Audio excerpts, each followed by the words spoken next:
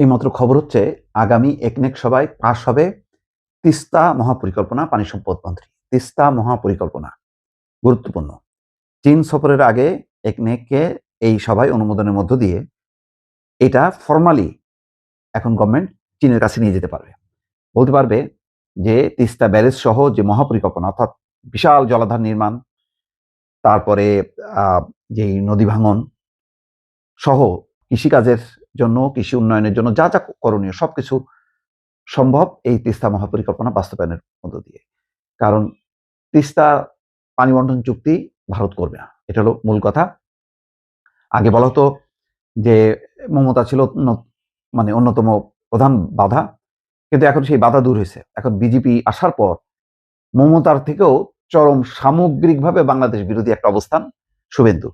ফলে শুভেন্দুর রাজ্য সরকার এই তিস্তা পানি বন্টন চুক্তি, যেটা শেখ হাসিনা করাইতে পারেনি, এখন এটা একেবারে স্বপ্নের ব্যাপার। সুতরাং ভারতের দিকে না তাকিয়ে বরং এই তিস্তা মহাপরিকল্পনা ব্যারেজ সহ সেই পরিকল্পনা নিয়ে এগিয়ে যাওয়াটা বুদ্ধিমানের কাজ হবে এবং এটা সঠিক সিদ্ধান্ত। এটা নিয়ে কালক্ষেপণ না করে, ভারতের আশা ভরসার উপরে বাস না করে বা নির্ভর না করে এখন এগোনোটা ভালো হবে এবং এটা একটা যুগান্তকারী একটা সিদ্ধান্ত হবে যদি এই মহাপরিকল্পনা বাস্তবায়নে চীন সম্পৃক্ত হয় এবং চীনের এই সম্পৃক্তির মধ্য দিয়ে বাংলাদেশের সাথে যে নতুন মেরুকরণ চীনের, সেটার একটা ভিত্তি পাবে। এর আগে আওয়ামী লীগ সরকার আমলে বলতো যে মানে ভারতের সাথে আমাদের প্রেমের সম্পর্ক, মনের সম্পর্ক, আর চীনের সঙ্গে আমাদের শুধু বাণিজ্যিক সম্পর্ক, তার মানে শুধু লেনদেন।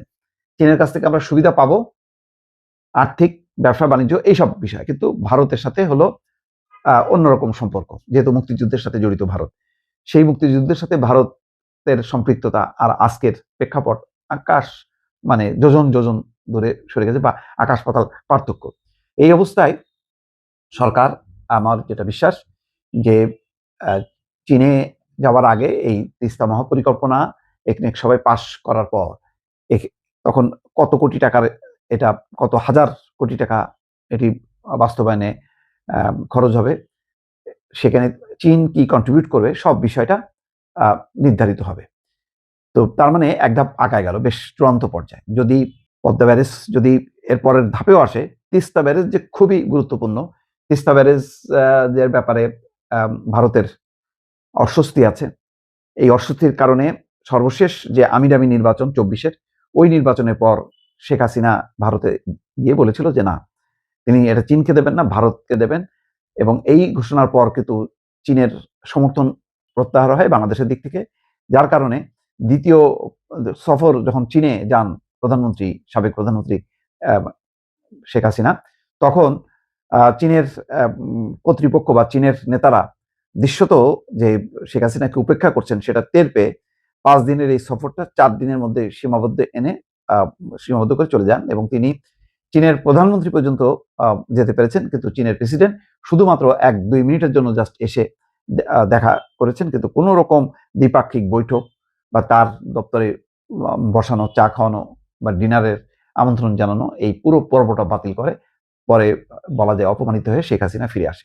এবং মূল অনেকে বিশ্লেষণ করেন যে মূল কারণ ছিল আগে যেখানে বলা হয়েছিল যে এই তিস্তা ব্যারেজ এটি চীনকে দেওয়া হবে, পরে ভারতের আপত্তির কারণে ভারতকে দেওয়া হবে, এই সিদ্ধান্তের কারণে চীন বেঁকে বসে।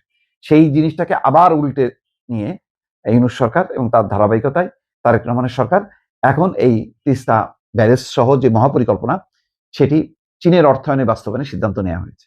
ভারতের আপত্তির মূল কারণ হলো তাদের ধারণা যে এই তিস্তা মহাপরিকল্পনা একটা লম্বা সময়ের জন্য, 8-10-20 বছরের, এবং এই লম্বা সময় চীনের নাগরিক এখানে আসবে।